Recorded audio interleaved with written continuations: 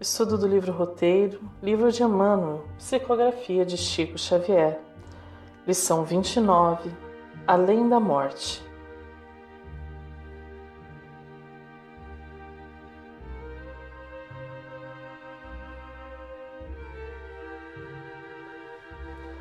Descerrou-se finalmente o derradeiro véu que obumbrava o meu ser pensante. Senti-me sã, ativa, ágil, como se despertasse naquele instante.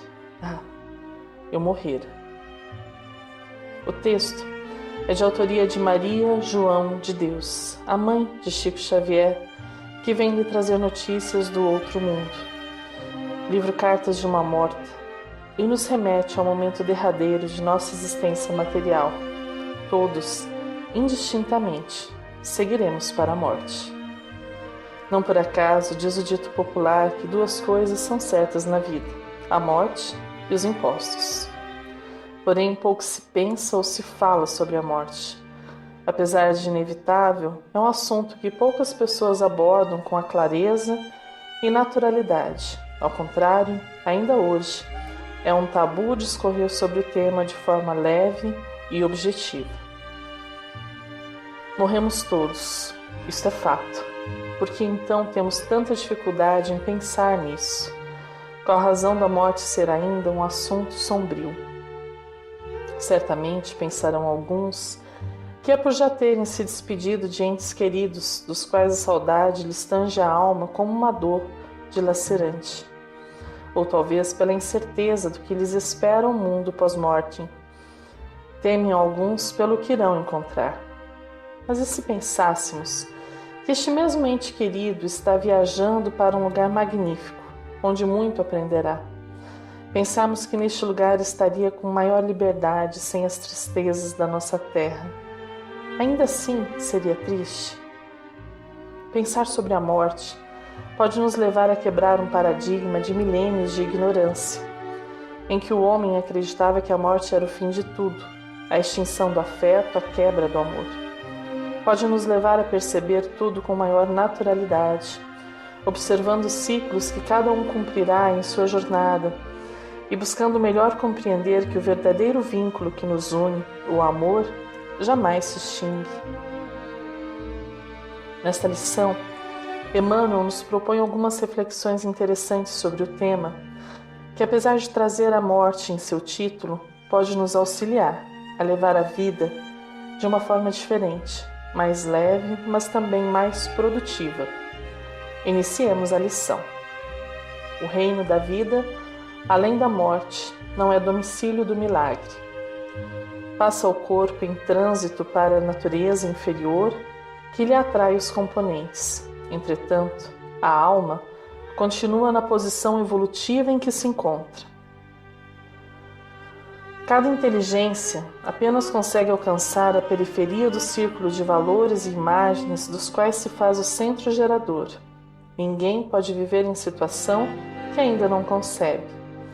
Dentro da nossa capacidade de autoprojeção, erguem-se os nossos limites. Em suma, cada ser apenas atinge a vida até onde possa chegar a onda do pensamento que lhe é próprio.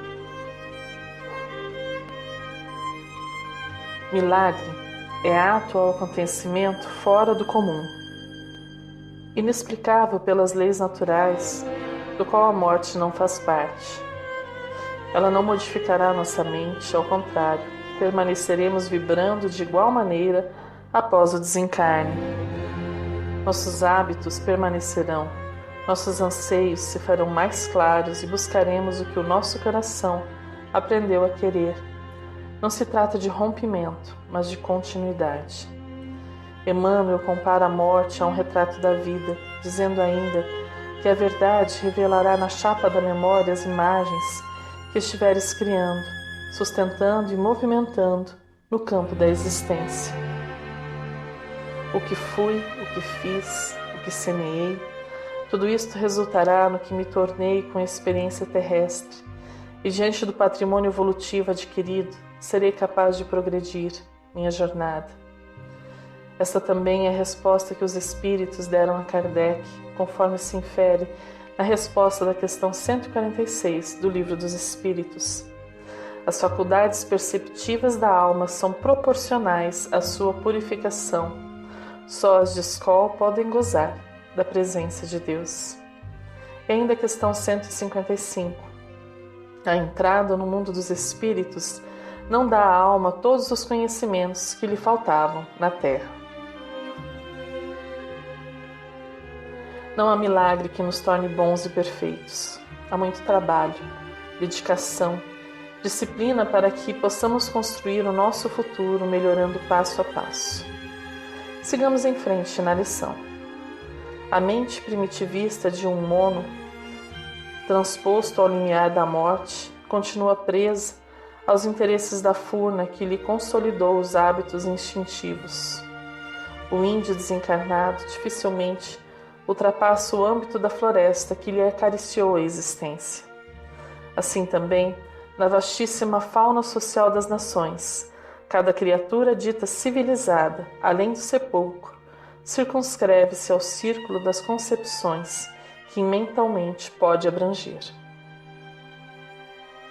Nossa mente deve ser expandida gradativamente, através do conhecimento e das várias experiências fornecidas pelas múltiplas encarnações. Se o índio não será capaz de atravessar o âmbito da floresta em que vivia antes de desencarnar, tratando-se de um exemplo meramente ilustrativo de espíritos com uma visão ainda restrita da vida, o que pensar de nós outros? Como reconhecer as sementes que nos levarão a pairagens mais altas, que tanto almejamos em vida? Não nos propomos nivelar homens e animais, contudo, numa comparação reconhecidamente incompleta, imaginemos seres outros da natureza trazidos ao regime do espírito encarnado na esfera física. O cavalo atrelado ao carro, quando entregue ao descanso, corre a pastagem onde se refocila na satisfação dos próprios impulsos. A serpente, presa para cooperar na fabricação do soro antiofídico, se for libertada, desliza para a toca onde reconstituirá o próprio veneno. O corvo, detido para observações, quando solto, volve à imundície. A abelha, retira em observação de apicultura, ao desembaraçar-se torna incontinente à colmeia e ao trabalho. A andorinha engaiolada para o estudo, tão logo se veja fora da grade, voa no rumo da primavera. Se desejas saber quem és, observa o que pensas quando estás sem ninguém. E se queres conhecer o lugar que te espera depois da morte, examina o que fazes contigo, mesmo nas horas livres. Livro Justiça Divina, lição de Emmanuel. Quem eu sou? Para onde vou? As respostas que antes pareciam tão distantes fazem-se sob as luzes da doutrina espírita, claras e límpidas. Examinemos nossas ações e sentimentos e encontraremos quem somos e para onde vamos. Sigamos em frente. A residência da alma permanece situada no manancial de seus próprios pensamentos. Estamos naturalmente ligados às nossas criações. Demoramo-nos onde supomos o centro de nossos interesses. Facilmente explicável assim, a continuidade dos nossos hábitos e tendências além da morte. Nossa jornada é solitária, cheia de encontros e desencontros, porém trilhada apenas por nossos pés, pelo nosso querer, dirigida pela nossa vontade. Meditar sobre a morte assim nos leva imediatamente a rever a forma como vivemos, porque uma está diretamente associada à outra. Morte e vida se sucedem e nos remetem ao caminho evolutivo que estamos construindo. No futuro, os homens cogitarão de se prepararem em bases de educação raciocinada sobre o que lhes acontecerá depois da morte no plano físico, porque efetivamente ninguém vai morrer no sentido de desaparecer, de vez que nos achamos todos, queiramos ou não, diante de nossa própria imortalidade, além do corpo que usamos atualmente. Caminhemos mais um pouco com Emmanuel. A escravidão ou a liberdade residem no ímã de nosso próprio ser. Corre a fonte sob a emanação de vapores de sua própria corrente. Vive a árvore, rodeada pelos fluidos sutis que ela mesma exterioriza, através das folhas e das resinas que lhe pendem dos galhos e do tronco.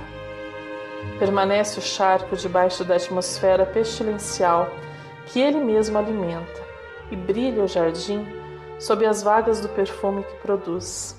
Assim também a terra, com seu corpo ciclópico, arrasta consigo na infinita paisagem cósmica o ambiente espiritual de seus filhos. Pertencemos ao ambiente em que estamos, construímos o que nos cerca, exteriorizando no mundo material o que se passa em nosso mundo espiritual. Tudo está interligado. Os mundos, tanto físico quanto espiritual, são construções que realizamos conforme nosso estágio evolutivo, e isso terá continuidade após a nossa morte, porque continuaremos sendo as mesmas pessoas. Talvez já tenhamos sonhado em habitar mundos felizes, onde o bem prevaleça, onde a vida seja mais leve.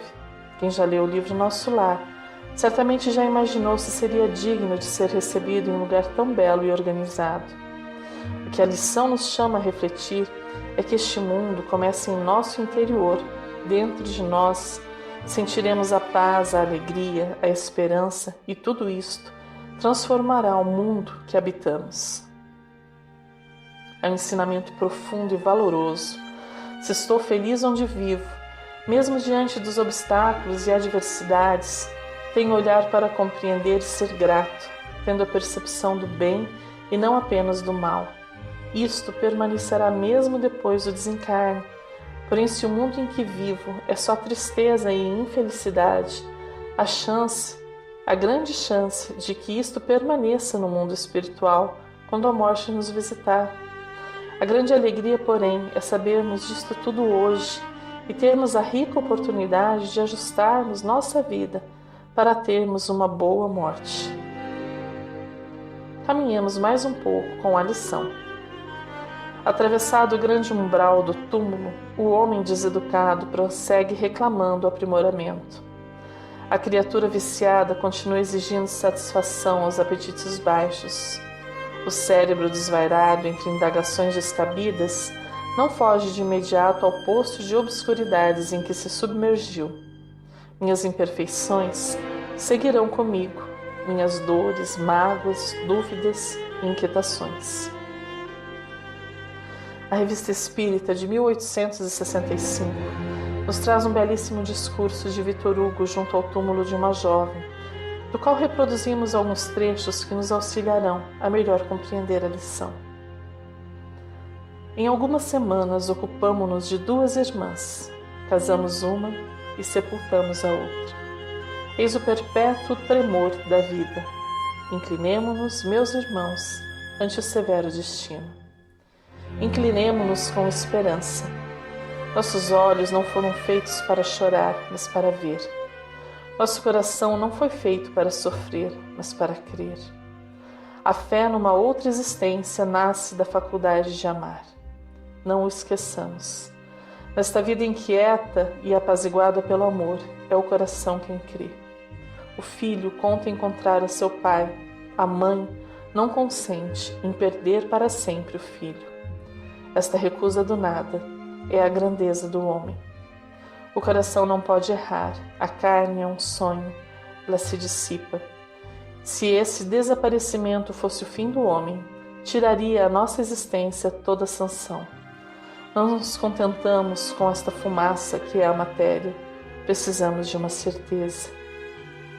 Quem quer que ame, sabe e sente que nenhum dos pontos de apoio do homem está na terra. Amar é viver além da vida. Sem esta fé, nenhum dom perfeito do coração seria possível. Amar, que é o objetivo do homem, seria o seu suplício. O paraíso seria o inferno. Não. Digamos bem alto, a criatura amante exige a criatura imortal. O coração necessita da alma. Há um coração neste féretro, e este coração está vivo.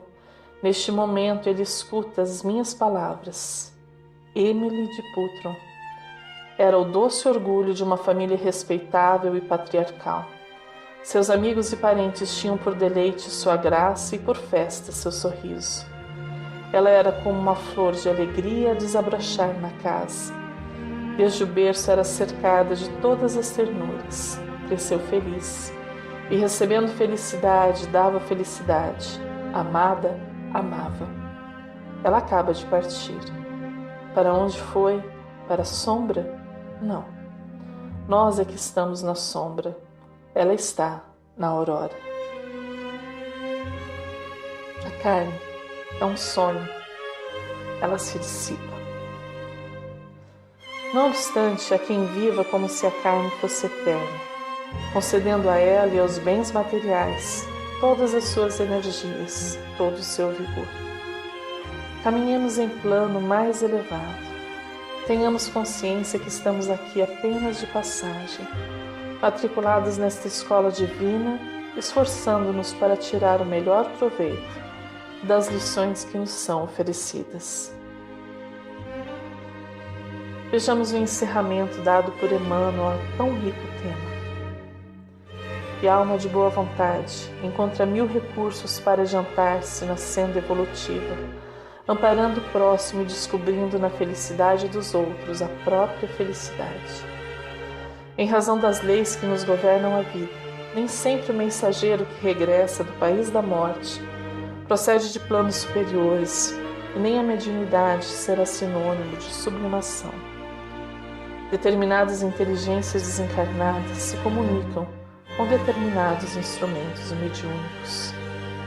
Os habitantes de outras esferas buscam no mundo aqueles com os quais simpatizam, e a mente encarnada aceita a visita das entidades com as quais se afina. A necessidade do Evangelho, portanto, como estatuto de edificação moral dos fenômenos espíritas, é impositivo inadiável. Com a boa nova, no mundo abençoado e fértil da nossa doutrina de luz e amor, possuímos a estrada reta para a nossa romagem de elevação. Se a terra é escola, Jesus é certamente o melhor professor que aqui teremos. Urge nos matriculemos nos estudos constantes de seu Evangelho de luz, buscando compreender o alcance de suas lições na vida de cada dia, diante das pessoas que o bom Deus colocou em nosso caminhar. Escolheremos como iremos viver, não nos esqueçamos, porém, que a escolha não termina com a morte.